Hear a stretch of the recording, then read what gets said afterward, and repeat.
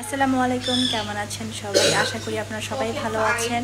আমিও ভালো আছি আলহামদুলিল্লাহ। আজকে আপনাদের সাথে ইফতারের একটা ব্লগ শেয়ার করব। আজকে ইফতারিতে থাকবে হচ্ছে ভুনা খিচুড়ি, আর সাথে থাকবে মুরগির মাংস, আর শরবত থাকবে, আর কিছু আইটেম থাকবে। সেগুলো আপনাদের সাথে সব কিছু শেয়ার করব। সাথে থাকলে দেখতে পারবেন যে আজকে ইফতার আইটেম আমাদের কি কি রয়েছে।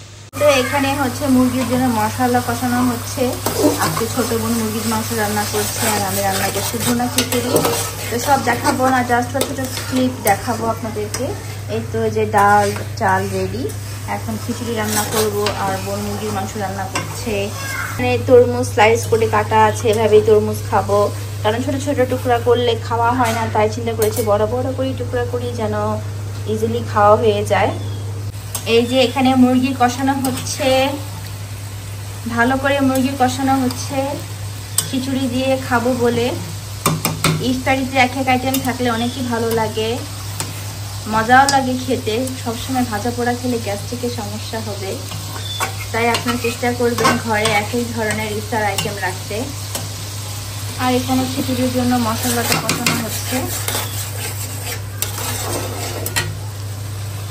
এখন মসুরি ডাল দিয়ে দিয়েছি, এখন দিয়ে দেবো মুগ ডাল। ভালো করে ভেজে নিতে হবে। আমি আমার মতো করে খিচুড়ি রান্না করছি, আমি তেমন ভালো করে পারি না, উল্টা পাল্টা রান্না বান্না করি, তাই মাঝে মধ্যে মজা হয়ে যায়, মাঝে মধ্যে পচাও হয়। আর এখন চালও দিয়ে দিব, সব একসাথে ভেজে নেব।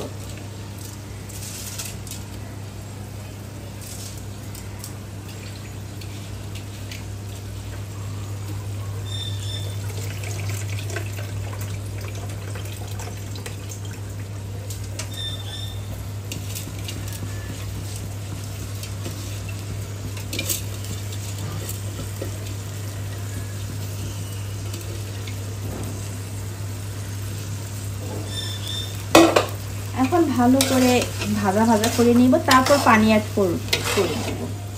তারপর আপনাদের ফাইনাল লুকটা দেখাবো আমাদের মুরগি আর খিচুড়ি। এই যে দেখেন চিকেনটা হচ্ছে এখানে, আর হচ্ছে এই যে দেখেন খিচুড়িটাও হচ্ছে। আজকের ইফতারিটা একদম সেই হবে, তাই না?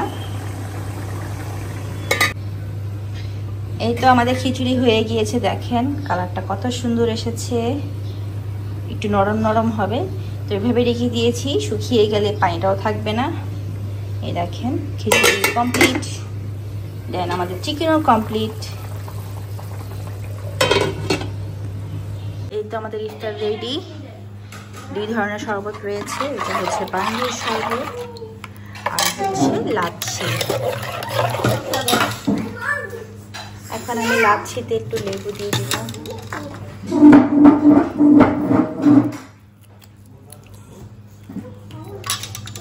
পরে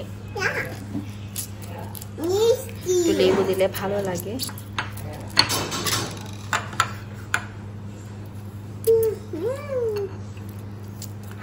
অবশ্যই খেয়ে দেখবেন।